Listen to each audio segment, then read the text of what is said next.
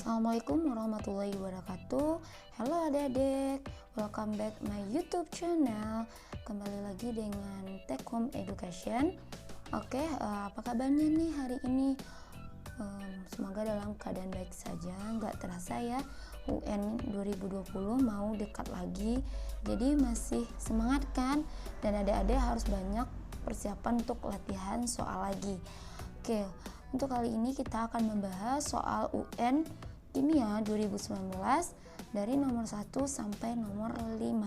Jadi disimak baik-baik ya.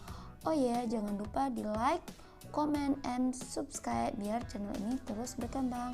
Oke, next video. Oke, untuk soal nomor 1, perhatikan gambar dan beberapa pernyataan tentang model atom berikut.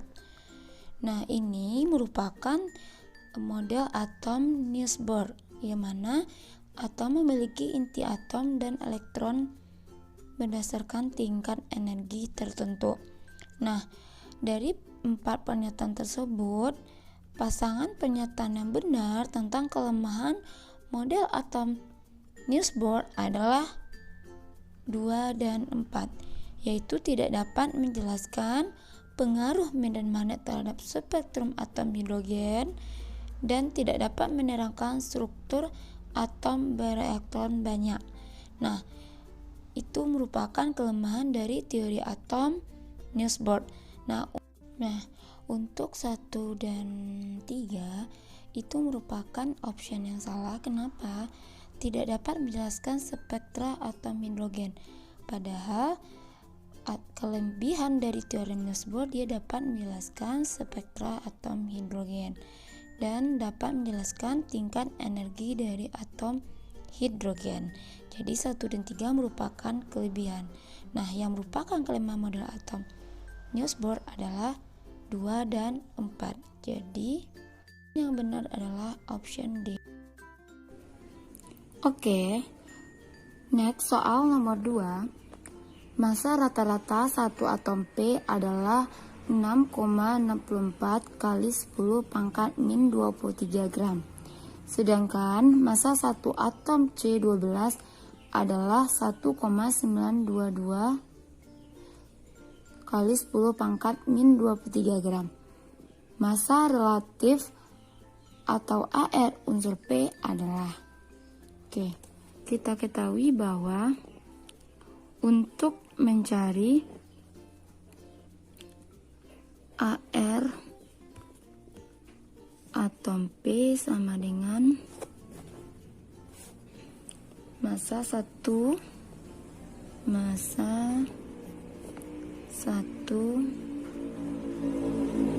atom P dibagi dengan 1/12 kali massa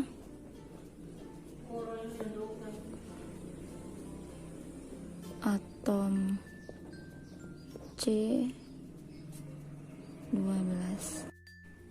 Oke, dari soal dapat kita ketahui bahwa massa atom relatif P adalah massa satu atom P dibagi 1/12 dikali massa atom C12.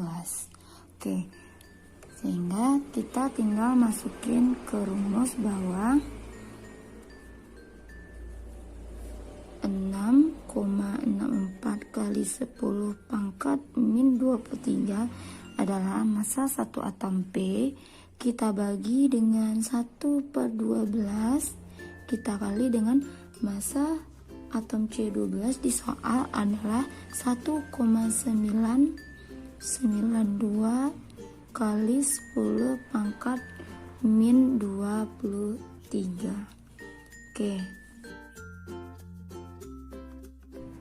Oke, soal nomor 3, perhatikan hubungan notasi unsur, konfigurasi elektron, letaknya dalam tabel periodik. Unsur berikut adalah data yang berhubungan dengan tepat ditunjukkan oleh notasi unsur. Oke, di sini ada unsur K, L, M, N, dan O. Nah, masing-masing mempunyai proton dan neutron. Kalau kita cek satu persatu, K ini memiliki proton berjumlah 35. Oke, sedangkan neutron adalah 80 kita kurang 35, yaitu 45. Yang L, proton adalah 12 dan neutron adalah 24 dikurang 12 sama dengan 12. Sedangkan unsur M memiliki proton sebesar 30 dan neutron adalah 65 dikurang dengan 30 sama dengan 35. Untuk nitrogen atau unsur N, P adalah protonnya 18, neutronnya adalah 40 dikurang 18 sama dengan 22.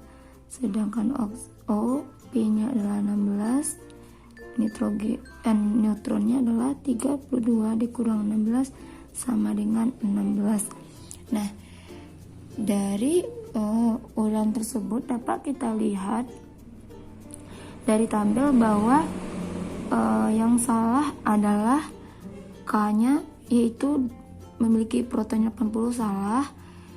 Terus kita cek aja langsung ke L. L memiliki proton 12 dan neutronnya salah. Berarti kita langsung cek M. M memiliki proton 30 sementara di situ adalah 65. Langsung salah, kita cek yang N. N memiliki proton 18 dan neutron 22. Jadi kita simpan dulu jawabannya. Sedangkan oksigen memiliki proton 16. Berarti O juga salah. Nah, sementara bisa kita simpulkan sementara bahwa jawabannya adalah unsur N. Sekarang kita cek bahwa N memiliki proton 18. Oke, sehingga konfigurasi untuk unsur N ini dapat kita tulis, kita singkat dengan penggunaan unsur dari neon, karena neon memiliki nomor atom 10. Berarti sisanya adalah 3s2 3p6. Sehingga dapat kita tulis di diagram orbital untuk S dan orbital P, yang masing-masing untuk S memiliki 2 elektron maksimal, sedangkan untuk sekulit P memiliki 6 elektron. Jadi kita isi dulu searah jarum jam, karena dia 6 elektron, jadi kita isi adalah 6. Oke, dari diagram orbital dapat kita simpulkan bahwa golongannya terletak di 8A. Kenapa? Karena golongan itu menyatakan elektron valensi, sehingga di sini memiliki elektron valensi atau elektron terakhir adalah di sekulit P sama sekulit S. Sehingga 6 kita tambahkan dengan 2 adalah 8A, karena dia merupakan golongan utama maka 8A. Sementara periode menyatakan jumlah kulit terbesar. Jumlah kulit terbesar adalah di kulit ke-3 yang ini, berarti adalah 3. Jadi jawaban yang benar adalah option D. Next, soal berikutnya. Unsur Y termasuk unsur transisi dan memiliki notasi 5224Y. Konfigurasi elektron unsur Y pada keadaan dasar adalah.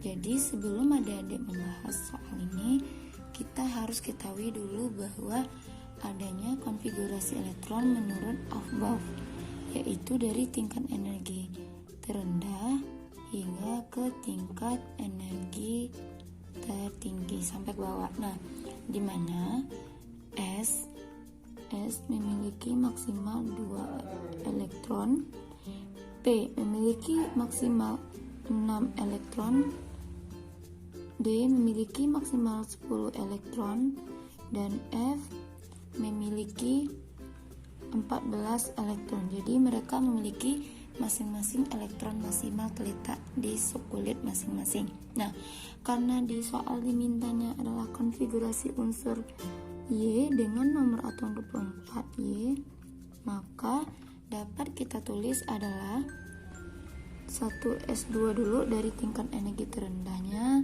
sampai ke tingginya, 2s2, 2p6, 3s2, 3p6, dan 4s2 serta 3d4.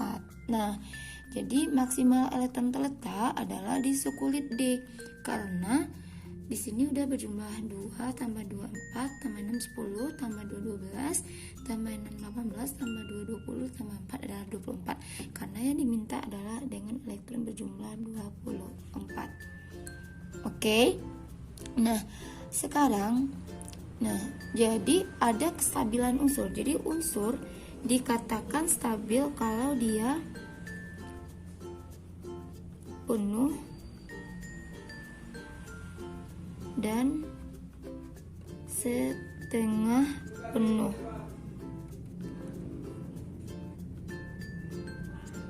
Sehingga elektron pada subkulit 4s2 dan 3d5 dapat kita tuliskan agar dia stabil adalah ini, kita sumbangkan 1 elektron ke sini sehingga menjadi 4s1 3d5, biar dia mencapai kestabilan. Jadi kalau kita urutkan lagi ini nih 1s2, 2s2, 2p6, 3s2 dan 3p6. Nah, kenapa dia harus di 4s2 sama 3d5? Karena S memiliki orbital 1, berarti dia stabil dengan 1 elektron. Sementara D memiliki orbital adanya 5. Oke, sehingga kalau kita tulis 5 elektron ini 1, 2, 3, 4, 5. Nah, ini dikatakan juga setengah penuh. Nah, makanya subkulit 4s dan 3d akan stabil kalau dia setengah penuh. Jadi jawaban yang tepat adalah option B.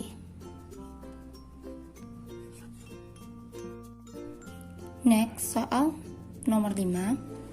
Proses induksi pembuatan amonia dapat dibuat dari reaksi antara gas nitrogen dan hidrogen. Dengan persamaan reaksi, N2 ditambah dengan H2 menghasilkan NH3 dengan delta H-nya minus 92,4 kJ. Reaksi berlangsung pada suhu dan tekanan tinggi dengan menggunakan katalisator serbuk Fe dicampur dengan Al2O3, MgO, CaO, dan K2O. Perbandingan volume gas-gas yang bereaksi dan hasil reaksi pada suhu dan tekanan yang sama adalah 1:3:2. Berdasarkan wacana tersebut, hukum kimia yang berlaku adalah di sini sudah dipaparkan bahwa bunyi masing-masing hukum-hukum dasar kimia. Hukum Dalton membahas apabila dua unsur membentuk lebih dari satu senyawa, maka perbandingan massa salah satu senyawa adalah sama. Nah, di sini kita tidak ada membahas dua unsur yang memiliki lebih dari satu senyawa, karena semua unsur berbeda-beda.